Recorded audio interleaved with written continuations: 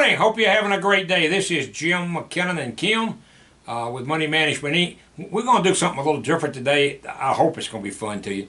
I got to thinking about it. The insurance companies are not dumb, and they rate you on life insurance, obviously based upon your age. And what they do is they take hundreds of millions of people, your particular age, and they get an average life expectancy. So Kim, can you show them me? I'll be 76 in a month, so I'm going to go ahead and show them that I'm 76. So as a 76-year-old male, according to this, I'm going to live 9.29 more years. Now, if I were a female, I'd live 11.33. And again, that means there's going to be, you can go back, we don't have to do that anymore. There's going to be a lot of people 76 that don't make it another 9 years. And there's going to be some that are going to make it more than 9 years. It's just kind of a generalization. And it gives the insurance company something to base a premium on. Now, this life expectancy table does not get into your lifestyle. And Kim was just talking about that. If you've got a lifestyle, or if you've got your history, a family history of heart disease or something like that, more than likely, if you're 76, you may not make it 9 years. You may have outlived what you're supposed to do. Even if you're 50 and you got a heart trouble in your family and a lot of that kind of stuff, that all has something to do with it. Smoking, that definitely going to cut down. Being overweight, like me, that's definitely going to cut you down. So there's lots of things that's going to cut you down. But I had an interesting talk with my dermatologist the other day. Now I don't know how well you can see the little brown things on my face here. They're on my forehead. And the only sun I get is when I'm out riding my motorcycle. And I've got a helmet on that comes down here, so my forehead is not exposed. So I said, why do I keep getting these things? And she keeps burning them off, which hurts like the devil. She says, that's from past sins. In other words, it's not that I've absorbed so much sun, say the last 10 years, but all the sun I absorbed prior to that time when I was, like most kids, out in the summer sun playing, didn't think about sunscreen, swimming, didn't think about it, whatever, didn't think about it. So she said, that's coming back to haunt you. And I said, well, let me ask you this. Why do you burn these things off? Because it hurts. It really does. It's like a third-degree burn, and it takes weeks for them to heal, and you get a scab and blisters and all this. It's ugly and all this stuff. And she said, well, that's so you don't get skin cancer. I don't want skin cancer. But tell me this, if I got skin cancer, would I die tomorrow? She said, no, typical's about 3 years. So I got to thinking. I didn't think my life expectancy was 9 years. I thought it was like 5 or 6. I said, do I really care about 3 years? Do I really want to go through this, just to live 3 years longer or something? And the answer was probably no. And she asked me this. She said, if you told Ray Montabo, who is my general physician, the same thing. I said, no, but I'm going to. And I got to thinking about, why do we do all these things? And this is just my personal feelings. You probably disagree. Why do we do all these things to keep us alive for an extra year or two in latter years? And at that point in time, generally, not if you're in good health, that doesn't count, but you're generally in bad health. So why do you really care about making another year or two and making rich hospitals and rich doctors even richer?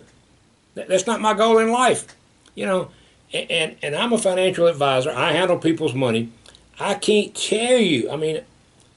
I would say 90-95% of our clients spend most of their money on health care the last few years of their life. It's crazy. I'm not going to do that. You see, even 9 years, that's 9 years is not that terribly important. I got two great-grandsons. One's 2 and the other one's about 6 months. 9 years is not going to put me that far into their lives. One will be 11, the other will be 9 or 8 or 9 or whatever. So why does it make any difference? And Heather my dermatologist had a great idea. She said, why don't you tell your GP that? I said, I am. And I went to see him today, and I did. Now, he didn't necessarily agree with me, but of course, doctors are trained to save our lives. They're trained to try to give us more life. They don't worry about the quality of life. It's just give you more life. Why? Why? That makes them money. I'm not saying they're doing it for that reason, but that makes them tons of money, tons and tons and tons, millions and billions of dollars that go into paying for health care the last few years of our life. I've about made the decision, and not 100%, but it's about 90. If they told me I had cancer tomorrow, and I could take chemo and all this stuff that knocks me for a loop, and I ruin my day when you have the chemo, and it would prolong my life for an extra little while, I'd probably say no. And one of my good friends from high school, very, very successful guy, he was raised with a wealthy family on the plantation out of Yazoo City. He'd been very successful in his life. His last occupation was he was president of a bank in Greenville. And he had just recently retired. And he was told that he had, I think it was stage 4 pancreatic cancer. And he went on Facebook and he said that. And he looked great when he went on Facebook. And he said, I've been told that I've got stage 4 pancreatic cancer, which means I probably won't live over 4 or 5 months.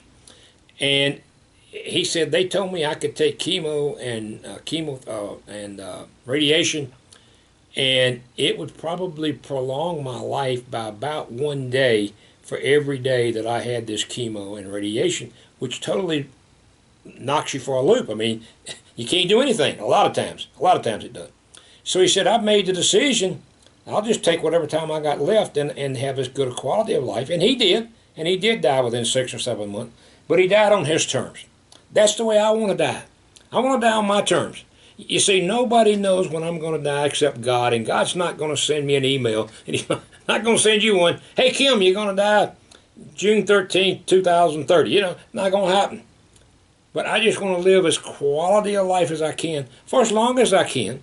And when it gets close to the end, it gets close to the end. There's a whole lot more waiting for us this side than there is on this side. My daughter died about 3 years ago, soon be 4 years ago. Guys, she don't have to worry about this stupid COVID. I had to take another. My doctor today for physical, he gave me another shot for COVID. That's my 4th one. I said, are we going to take these every year? He said, we don't know.